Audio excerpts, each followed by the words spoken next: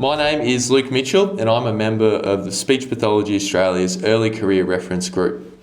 Now it's coming towards the end of the year, Christmas time. We're looking to unwrap a few presents, but some of us are looking for new employment opportunities, whether we be university graduates in our final year, or perhaps we're 6 to 9 months into our new job as early career speech pathologists, but we're looking for a change of scenery.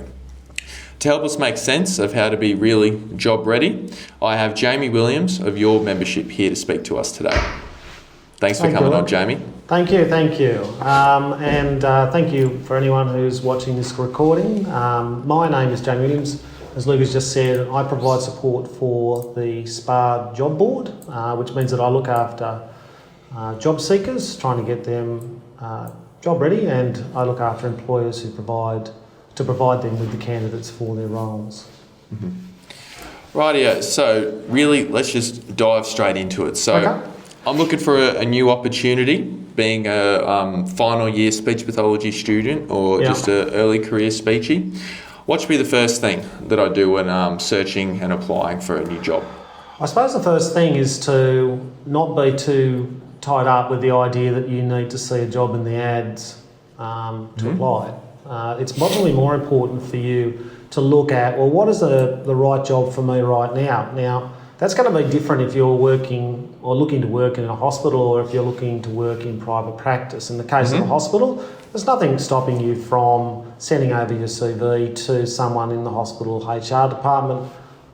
In private practice, it'll be more common than you might think for people to go to the private practice and make an application for a role when no role is currently running. Now, the reason I mention that is that jobs are only posted as a last resort when employers have exhausted their networks, their referrals, and indeed people who've made applications when there was no job. So they're only doing it as a last resort. And I think that that's something people need to keep in mind.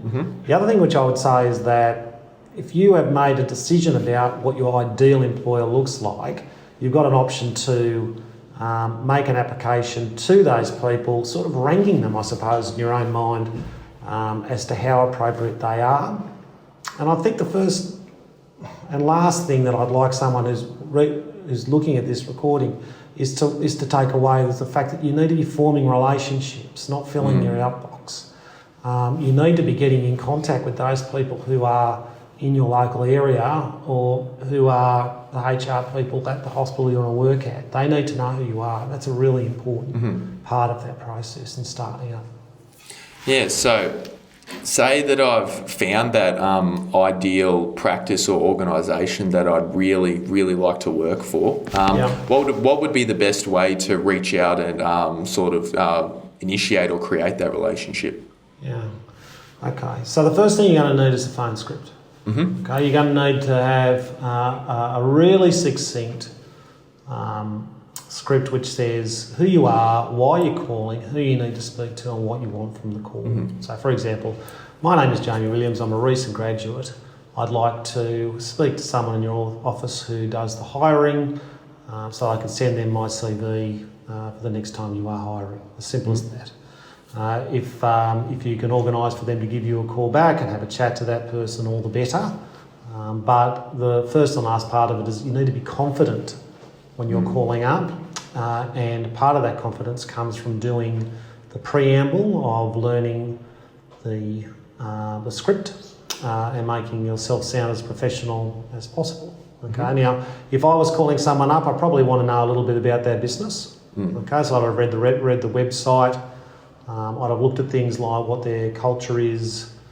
In many respects, I'm sort of qualifying them as to whether or not I want to work there at all. Okay, and that's a really important part of knowing your own value, is that you're not going to go for any job. You're going to go for a job which is going to take you in the direction that you're interested in.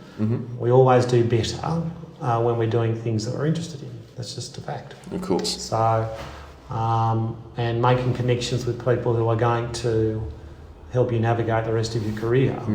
That's what it's all about. I think that covers that. Yeah. Absolutely. So I've nailed my phone script. I've gotten that call back to have a further chat about myself, as well as myself asking some questions about the practice or organisation. Yeah. And my prospective employers invited me to submit my resume and or cover letter. What are some ways to make those documents stand out? That's a great question. So there's a couple of parts to that. The first part is that by nature of the fact that you've called them up, you're already sort of tailoring the cover letter to to that particular practice. You've already got an advantage over anyone who just sends a really generic type, application. So the other thing which I would mention is that we need to be sending over a CV with a career objective, and the career objective is just below your personal details and above your past experience, which basically says, well, this is where I am now in my career, this is where I want to go, and this job is the next obvious step in that trajectory.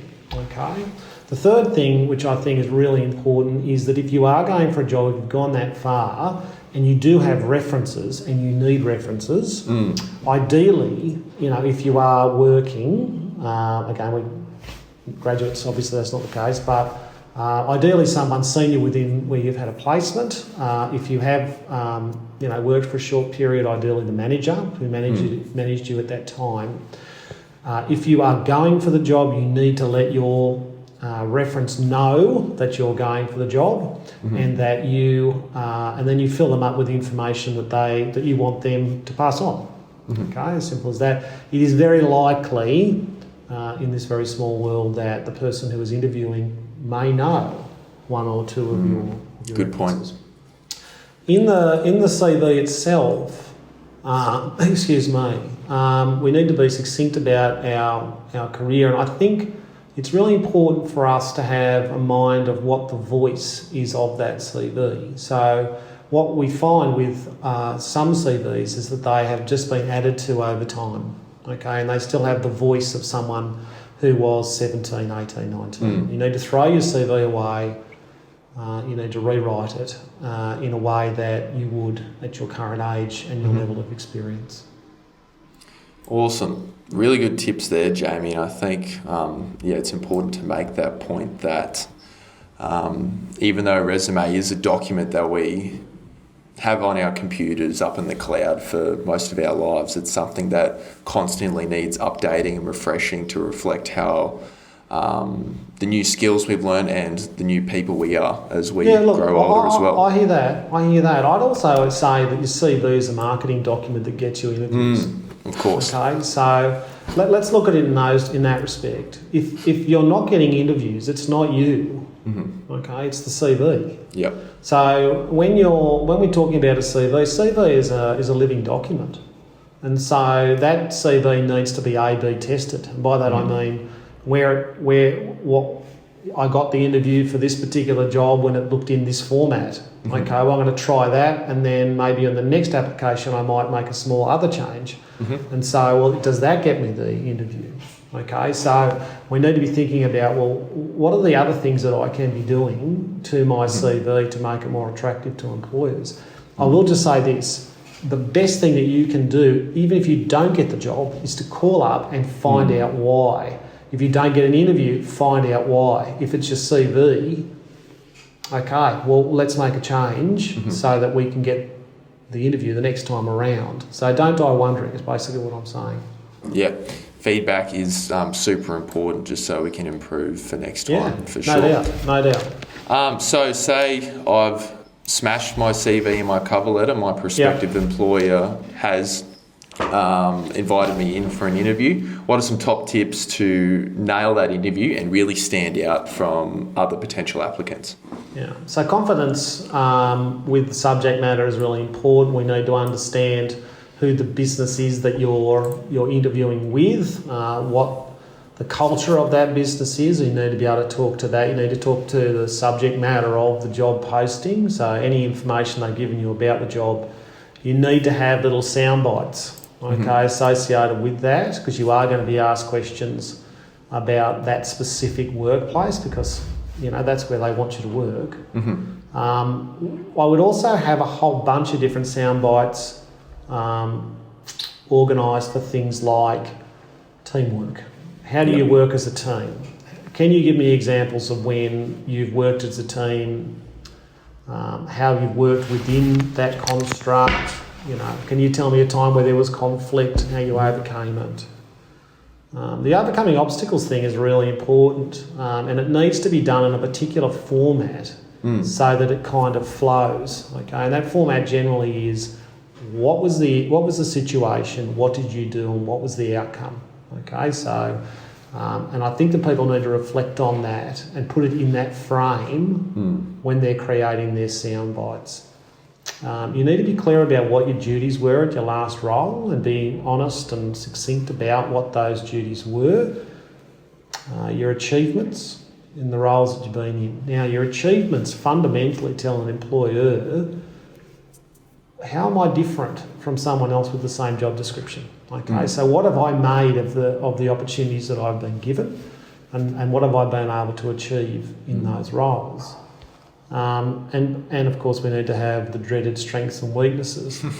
A weakness is not necessarily something bad. A weakness is an area of development. Okay, so whether you're a graduate or whether or not you're a 30-year veteran who is head of a department, you will have areas that need developing. It's just a fact. We need to keep moving. So you need to have a couple of those in your back pocket. Your strengths, equally, you need to have borne out. You need to know yourself enough to be able to say, well, I was really proud of myself because of this particular traits of character, or this particular, scenario in which I was able to provide, a really positive outcome. So, I think that those are really the things which will help you sort of pad out the answers, because they're going to be looking for someone who can talk to their own experiences, even if you've obviously not worked there, but be able to talk to how you're going to fit in within that organisation. Awesome, Jamie. I think we've ripped right through that whole process there, given a ton of information. Excellent. And really useful reasons why we go about this process in this certain way. So I think we might wrap it up there. Jamie Williams, thank you very much for coming on this module, and I'm sure all the listeners have really taken quite a bit of information from what you've had to say. I appreciate that, Luke. Thank you. And I will say again to anyone who uses the SPA site, you can contact me via the number on the site. You can look in the help page. That'll give you my number. I'm more than happy to help anyone look through their CV, make them job ready, help them connect to their employer. So please take that opportunity. Too easy. Thank you very much, Jamie. Thanks, Luke. You have a great day.